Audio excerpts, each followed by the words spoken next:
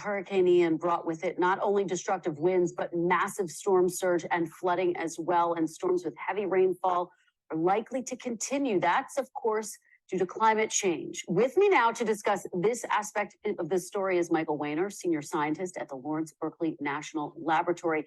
Thank you so much for joining me. I really appreciate it. Thank you for having me. So I want to talk about your research. Ian, of course, has followed a trend of hurricanes that we've seen drop an increasing amount of rain, larger storm surges. Based on your analysis, what we've read, you found that it was 10% wetter due to climate change. Explain this. How does that work? Well, we've been studying the effect of climate change, global warming, on storm rainfall for quite a number of years now, especially focusing on hurricanes. And we're routinely finding that climate change supercharges the rain in hurricanes, especially the most strong ones, like this horrendous storm of Hurricane Ian. And so our release statement is a rather conservative one, that global warming increased precipitation by more than 10%. That is based on our previous peer-reviewed studies using the same methods and the same models.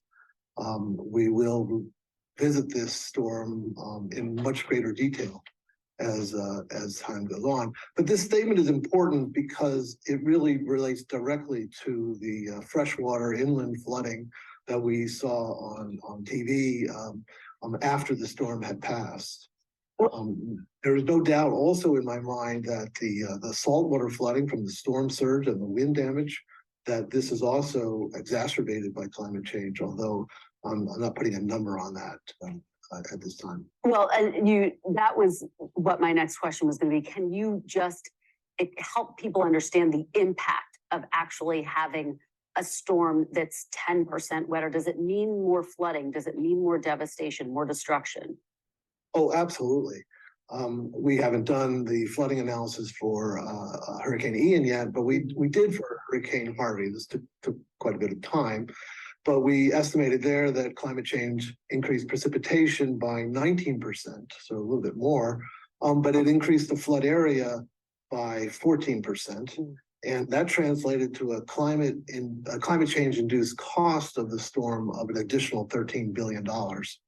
And it goes beyond that. In fact, that we found that there were disparities across socioeconomic groups with low-income Hispanic population in Houston during that storm being disproportionately affected. And so what is your message as it relates to addressing climate change? What specifically would you like to see happen, and how quickly does that need to happen?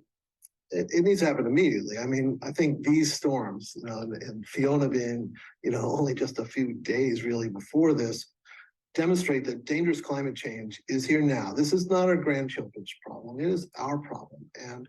And there is no time to waste. We need to act now, both to reduce our dependence on fossil fuels so we can reduce our emissions of carbon dioxide and other greenhouse gases, but also to adapt. And that means like revised building codes and rethinking about, where we rebuild.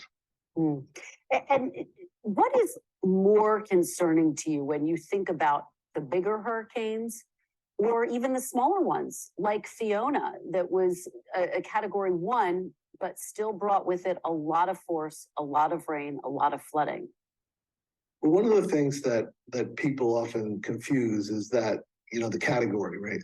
It is a convenient way of communicating one little bit of the storm, the strongest winds, but it doesn't necessarily convey the danger. And so category 1 storms or category 2 storms can be very deadly. Hurricane Sandy was only category 2, but by other metrics, it was the second largest hurricane in the Atlantic at any time. And so I think the message, the most important message I would like to impart is that the National Hurricane Center and the National Weather Service are very good at what they do. And when they issue a warning, take that very seriously. If there are evacuation orders in where you live, follow them. Otherwise, you're risking your life unnecessarily. All right, Michael Weiner, thank you so much. We really appreciate your great information. Thank you.